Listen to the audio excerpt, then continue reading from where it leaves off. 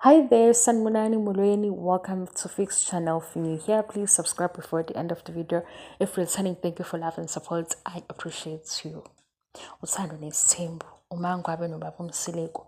Bathi abantu i-timing Mangwabe. Kulungile mawukuthi usoyikhetha wena owahlala futhi wayihlela lento. Kodwa isikhathi ngoba kaphathekile kahle uMsileko. Into guys uMsileko akaphathekile kahle kwangempela. Masimbuya kwi-TV show. Masibuya lesi show size sithi thina sibukile bebengaqhubeki ngani omama nezingane uMsileko aphole ngaphandle. Kodwa futhi uMsileko ubuya avuke la kwi-TV show mase khuluma ngo-number 5. Uvele kube ngathi u-number 5 imedicine yakhe. Mangwabe ke uthi usekhathele. Ukhathele inkulumo ekhulunywa kabi uyapheka uyahamba. Kushintsha imibono ke la ku-social media.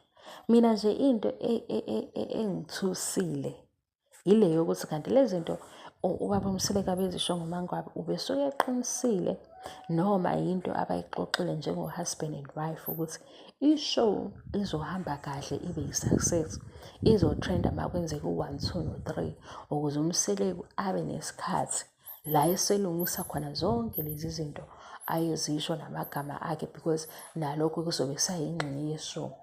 Into engididayo ukuthi kanti besuke ekhuluma eqinisile uma ekhuluma kabi kanje because besize sithi mhlambe lento inokuba insecure.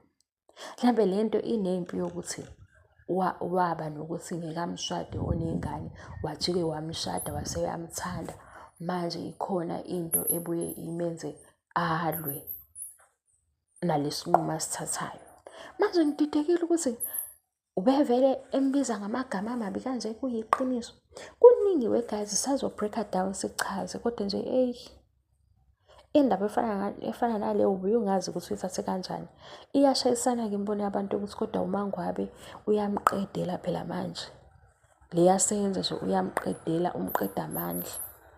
Sisazoqhubeka ke sixoxe guys because isikhathi ngisithole kodwa lesi sikhathi sincane esivelayo ngizokuza nje ngizoxoxa ngani kanje. Bye.